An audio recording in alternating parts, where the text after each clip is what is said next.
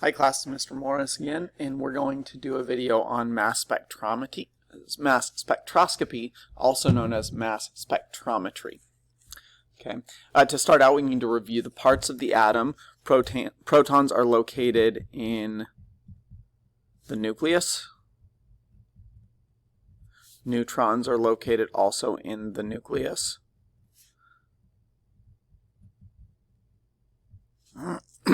Electrons are located in the electron cloud, so I'm just going to say in the cloud. Technically, we call it the electron cloud. You could call it orbitals also. All right, this dense positive center that has a bunch of different particles in it, that's known as the nucleus. Okay, the neutral one that doesn't have a plus sign on it in the nucleus is the neutrons. It's a neutron. And then the positive is a proton.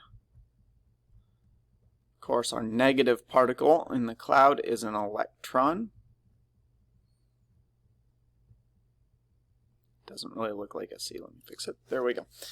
All right, and then we have some different numbers we need to identify the differences between. Okay, we've got our atomic number. The atomic number is equal to the number of protons. And the mass number is equal to the protons, the number of protons, plus the number of neutrons. Okay, I want you to make sure you know the difference between mass number and atomic mass. They are not necessarily, they're not the same thing. They're rarely the same thing. Okay, atomic mass is the weighted average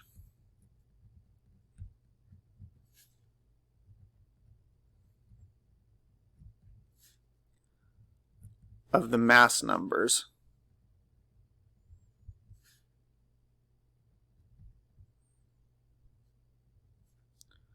of all of the isotopes of a given element, all known isotopes of a given element. It's important to recognize it is an average that is different than just the mass number. There's no one atom that has the same mass as the average atomic mass, usually. Okay? It's an average of all of the different atoms. So, the number of protons, the way we find that, again, it's the atomic number. Atomic number. The number of neutrons is going to be the mass number minus the atomic number. Because remember, atomic number is the number of protons, so we just subtract that from the mass number. Okay, I want you to make sure you make a note of this. It is not atomic mass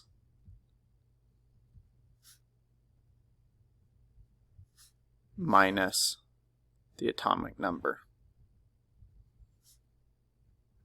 I believe that most middle school teachers teach it that way, but that is not, that's not correct, and it won't work in AP chemistry.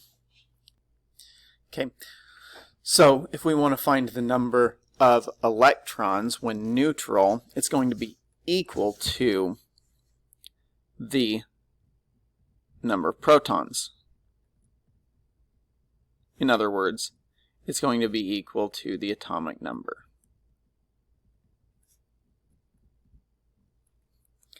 When the charge is positive, I'm going to have fewer electrons than protons. So the number of electrons will be less than the number of protons. So instead of putting that equal sign, let's just say it's less than the number of protons. Or in other words, it's less than the atomic number.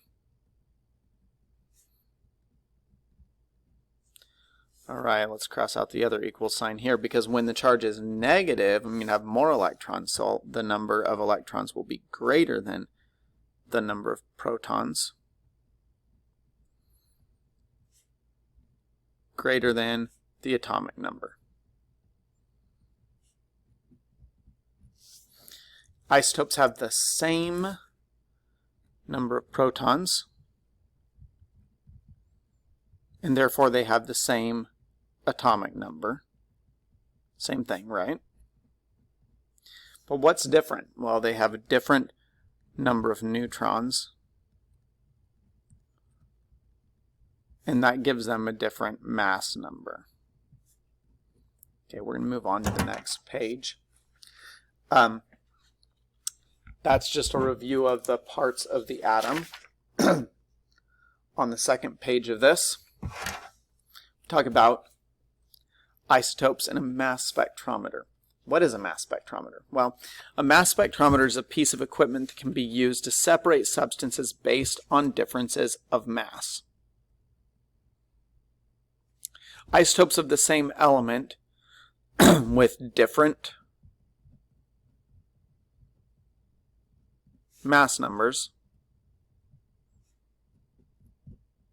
can be separated with a mass spectrometer, and then we can tell the abundance based on that. We'll go through this together. Okay, how a spectrometer works: atoms can be deflected by magnetic fields provided that the atom is first turned into an ion. Remember, the ions are charged particles, so it means it's got a charge. Electrically charged particles are affected by magnetic field, although electrically neutral particles aren't. So in other words, electrons and protons, those are going to be affected by a magnetic field. Ions, since they have an overall charge, they are affected by a magnetic field. But the neutrons are not impacted. And because the neutrons are not impacted, if we have the same positive charge but a different mass, then they're going to be affected a little bit differently. And we'll talk about that here. So stage one is the ionization. The atom is ionized by knocking one or more electrons off to give it a positive ion, okay? And it goes through and explains here it's always positive, even if it's normally a negative ion like chlorine, or if it's normally a neutral atom like argon. It doesn't matter. Mass spectrometers always work with positive ions.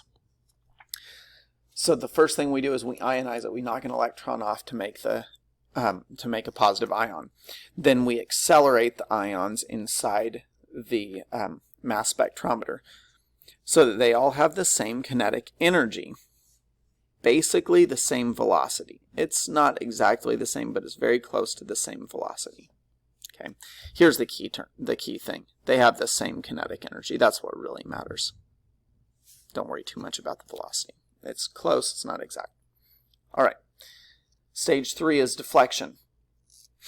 The ions that are deflected by a magnetic field according to their masses, they're deflected by the magnetic field according to their masses. The lighter they are, the more they are deflected. And the heavier ones are deflected less. This is because of Newton's first law. Newton's first law is the law of inertia. If you remember, the law of inertia says that an object at rest tends to remain at rest, an object in motion tends to remain in motion until acted upon by an outside force. Okay, so that's basically inertia is the resistance to change. The greater the mass, the greater the inertia, which is resistance to change. So the less likely, the greater the mass, the greater the inertia, and the less likely it is to change direction. So it resists a change in direction. Here's what we're talking about. We've got a beam of ions passing through this machine. Okay, and this is the trajectory it's taking. Okay, they're going down this way. Now, if the magnetic field over here is deflecting some of the atoms this way, so it's attracting the atoms this way, the heaviest atoms will not be deflected as much as the lightest atoms. So the lightest atoms are going to be pulled toward the magnet, and the atoms that are less heavy, the atoms that are more heavy, they're going to resist that change, and they're going to continue going closer to the same direction that they were.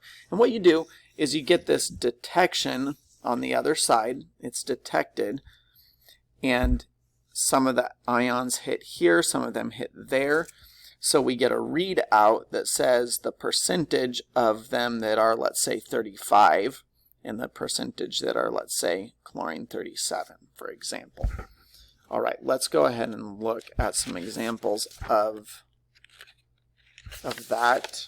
Actually, we'll get to the examples in a little bit. First, we've got a little bit more reminders about atomic mass, because that's what we're going to be doing on the next page, is working with mass spectrometry and atomic mass. The atomic mass of an element is the weighted average mass of all the isotopes of that element. We already said that. Atomic mass is the fractional abundance times the isotopic mass plus the fractional abundance times the isotopic mass for each isotope. And you can do that over and over again no matter how many isotopes that you have. Okay? It's the fractional abundance multiplied by the mass for whatever isotope you have, plus same thing for every isotope we end up with. Let's review. For example, the element boron is composed of two isotopes. About 19.9% of boron atoms are boron-10 with a mass number of 10.0129 AMU, and the remaining 80.1% are boron-11 with a mass of 11.0093 AMU. The average atomic mass for boron is calculated like this. So, atomic mass is the abundance times the mass. So abundance is 19.9%. Turn that into a decimal by dividing by 100, and you get 0.199. And multiply that by the mass that we're talking about. 99% of the boron is boron-10 with this mass. So we're going to multiply 0.199 times that mass, 10.0129, plus the next one, the next isotope, 0.801 times 11.093. Add those numbers up and you get 10.81. And that's how you find the average atomic mass. This equation is useful for a few different reasons and in a few different circumstances. It's important to understand that no single boron atom weighs exactly 10.8 AMU. It just doesn't happen.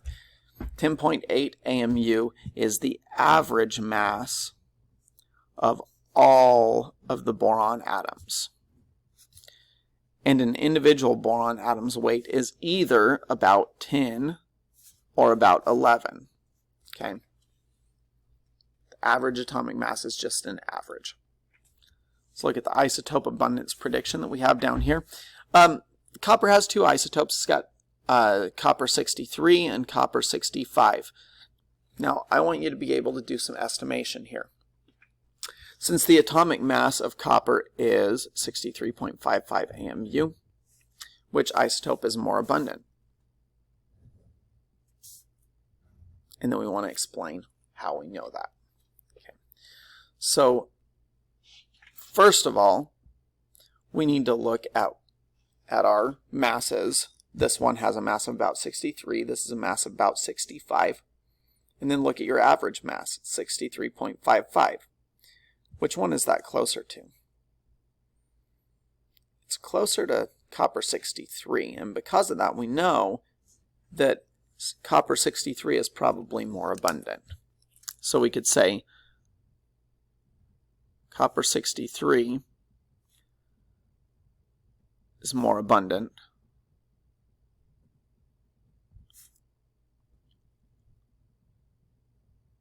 because the atomic mass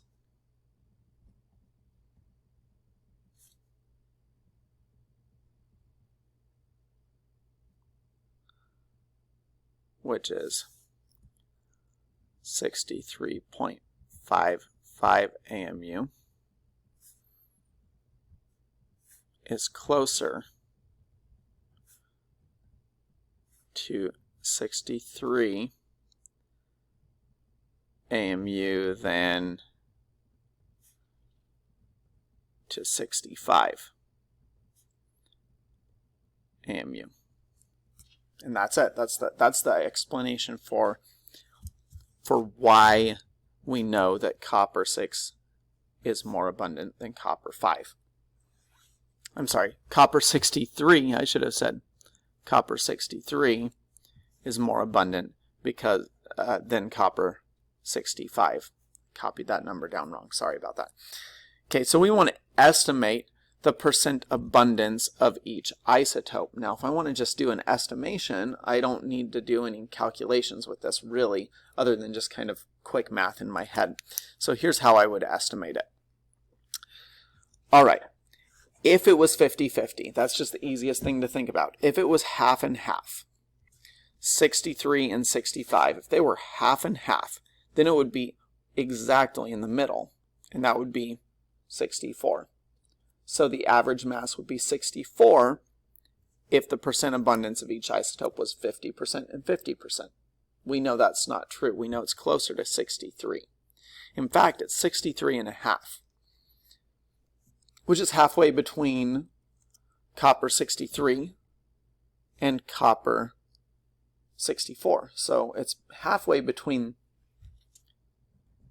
copper 64, what that would be if it existed, and 63.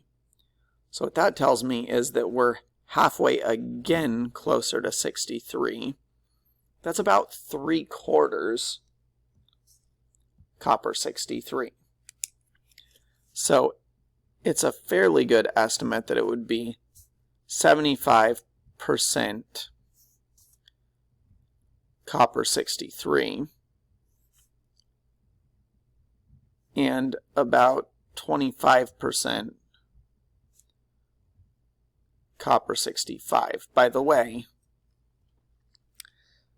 that's not exactly right. It turns out to be closer to 72 and 28, I think, or something like that. But this gives us a pretty close estimation, and the reason that it is, 64 would be halfway between 65 and 63, and this is halfway between that middle point, 64, and 63. So it's 3/4 copper and 1/4, 3/4 copper 63 and 1/4 copper 65, approximately.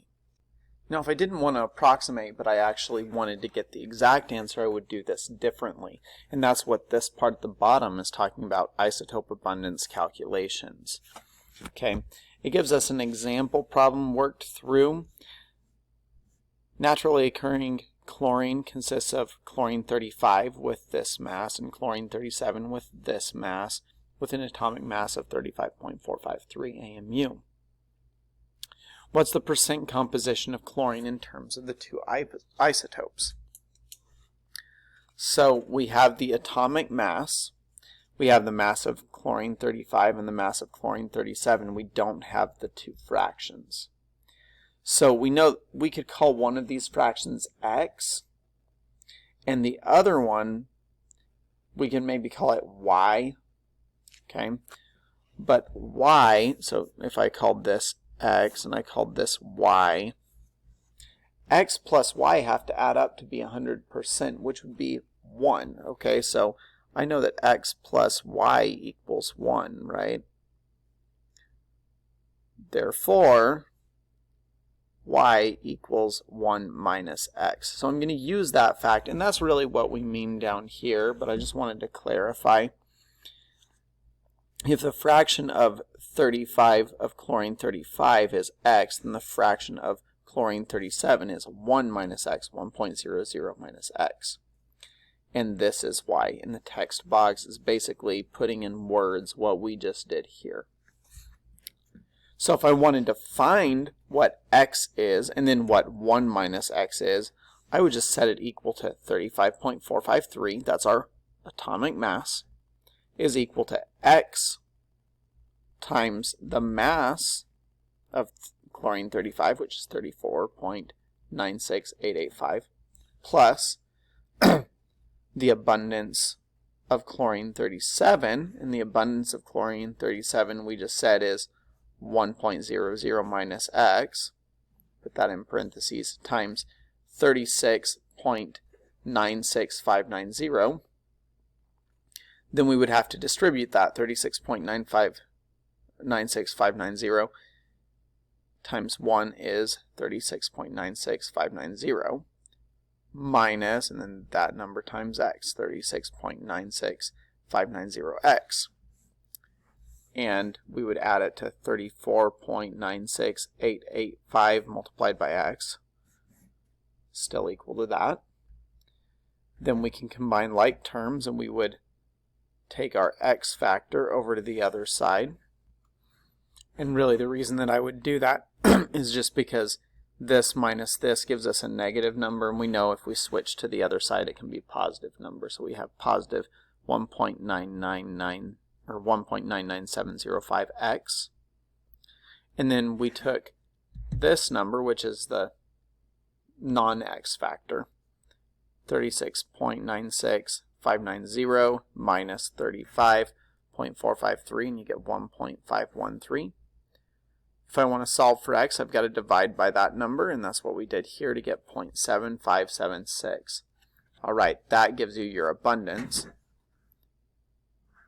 of x. So x was 35. So that gives us the abundance of chlorine 35. So 1 minus x is 0.2424. So chlorine consists of 75.76 chlorine 35 and 24.24% chlorine 37. All right, that's just a review of how to do isotope abundance calculations and how to do atomic mass. We're going to put that all together, and on the next page we're going to actually analyze some data. This is real lab data, mass spectrometry. So keep in mind when you're looking at these, each peak represents an isotope, and the mass number is on the x-axis. The relative number of atoms is on the y-axis.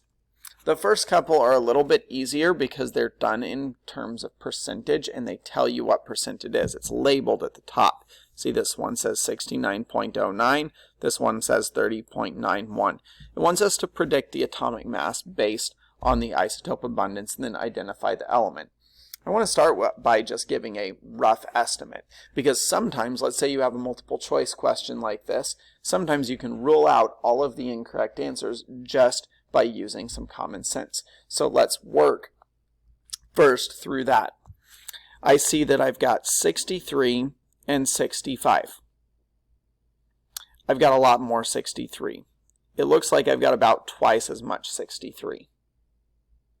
Okay, a little more than twice, but I've definitely got a lot more 63. So it's not going to be just 64. That would be if it was half and half. But it's significantly closer to 63. It's probably going to be closer to 63.5, maybe a little less than 63.5. Well, we can figure out if that's true or not. Actually, I think it's a little more than 63.5. We could actually calculate this. And the way we do that is by turning this into an abundance. So it's a percent right now. Turn it into an abundance. Turn that into 0.6909. Remember, we're trying to find the atomic mass.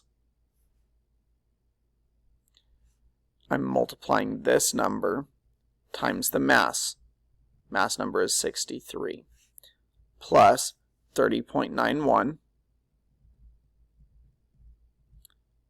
Sorry, it's not 30.91. I got to move that decimal back 2 spaces, so it's 0.3091 times 65.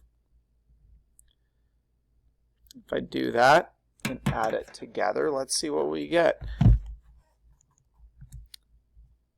0.6909 times 63 plus 0.3091 times 65.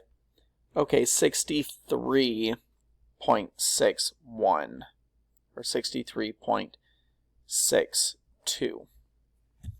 So it's more than 63.5 by a little bit, just like we predicted.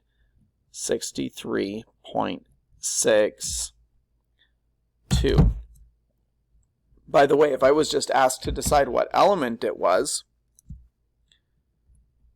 and I knew it was going to be a little bit more than 63.5, I could look at the periodic table and see what my atomic masses are. Okay, I have 63.55 and that's the closest I get to that mass. 63.55 is the closest you get, so it must be copper.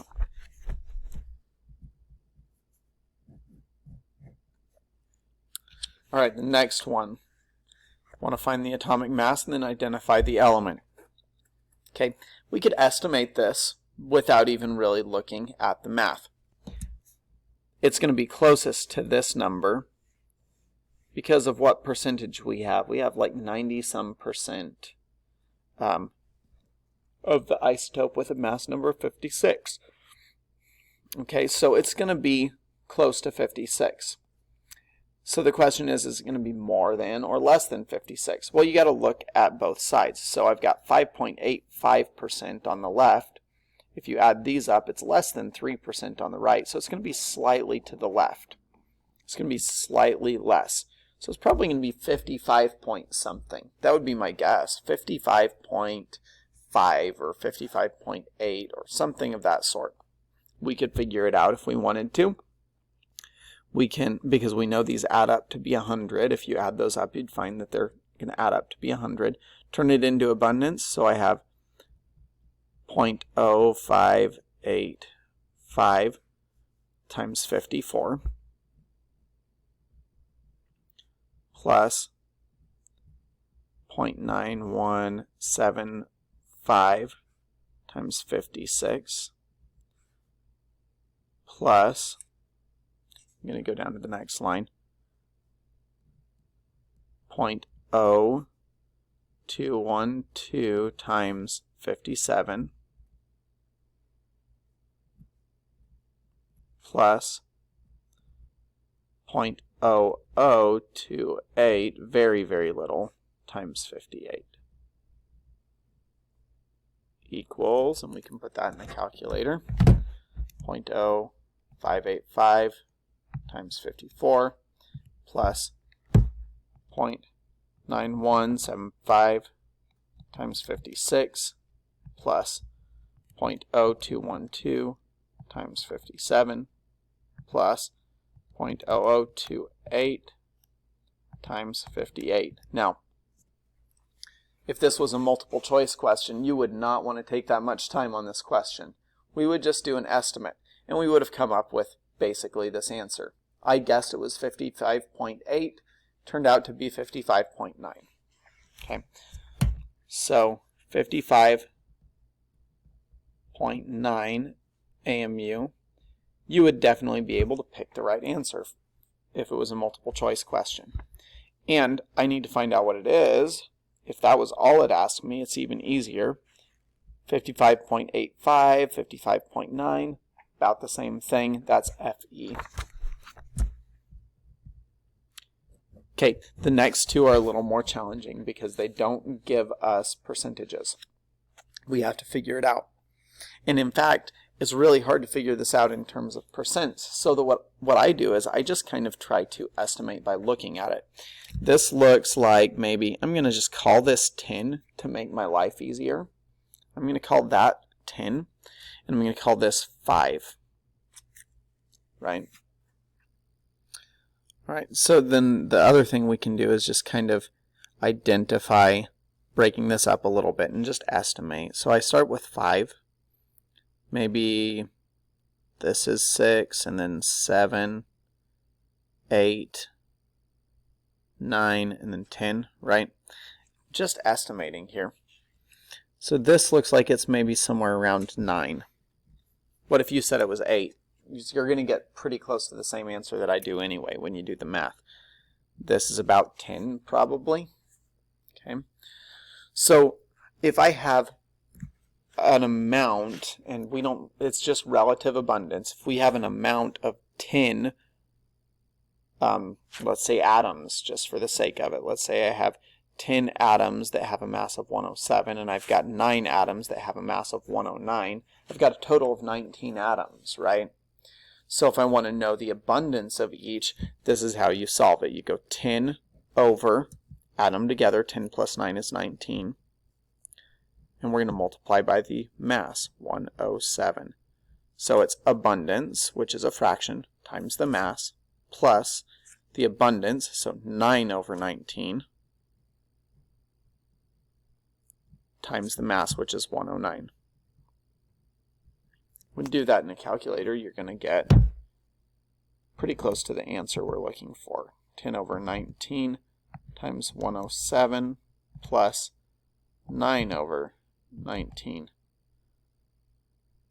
times 109. By the way, it should be a little bit more than 50% 107, so slightly closer to 107 than to 109. So it'll be a little less than 108. That's what we find, 107.9. Or we could just estimate that as about 108.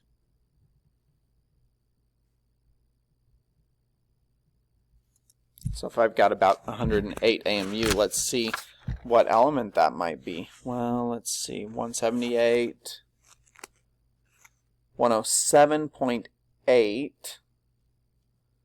slightly less than 108. That's AG. Okay, we said this is slightly less than 108, so AG is a good guess. Okay, so that's for that problem down there. I just realized I should break these apart, shouldn't I? There we go.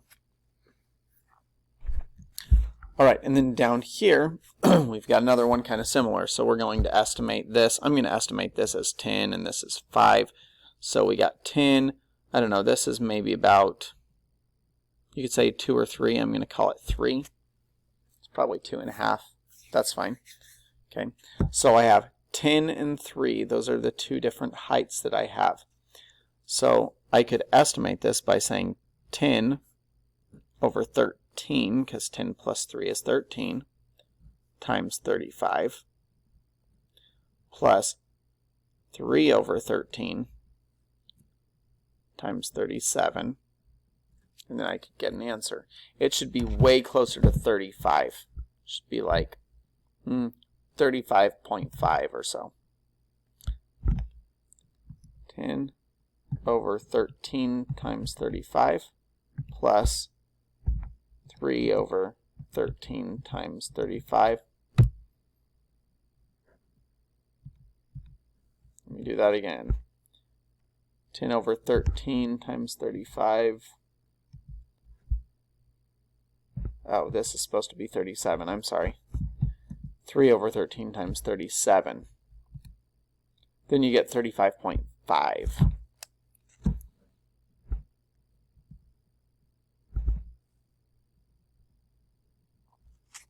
Okay. By the way, if you look on the periodic table, what's about 35.5? Chlorine.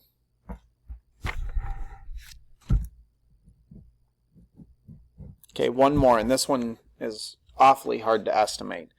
I mean, we could rule out some things that are not possible, but it's really hard to estimate.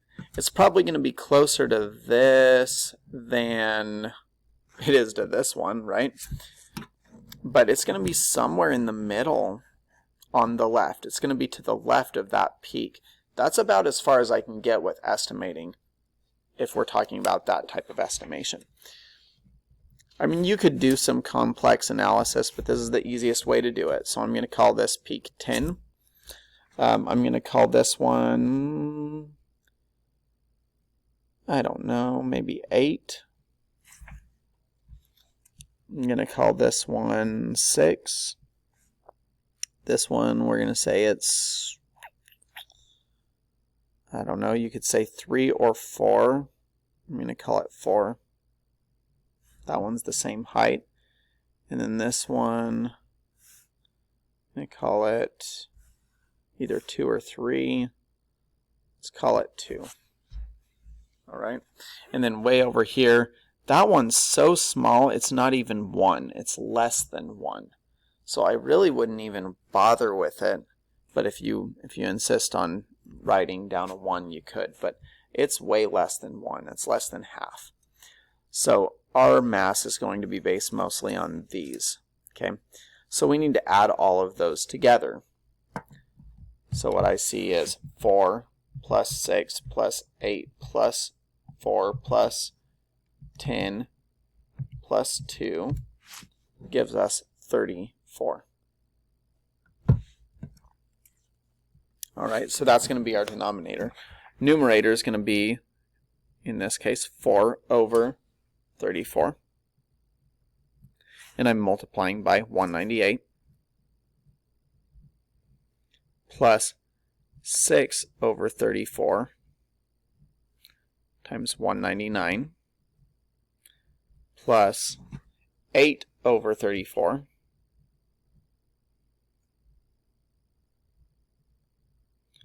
times 200 plus 4 over 34 this time times 201 plus 10 over 34 times 202. And I'm running into this problem over here, so I'm going to draw a line down. And then I'm going to add one more thing, and that is 2 over 34 times 204 equals. Okay, so we're going to add those all up, and I'll come up with an answer. 4 over 34 times 198 plus 6 over 34 times 199 plus 8 over 34 times 200 plus 4 over 34 times 201 plus 10 over 34 times 202 plus 2 over 34 times 204. So 200.5 is what I come up with.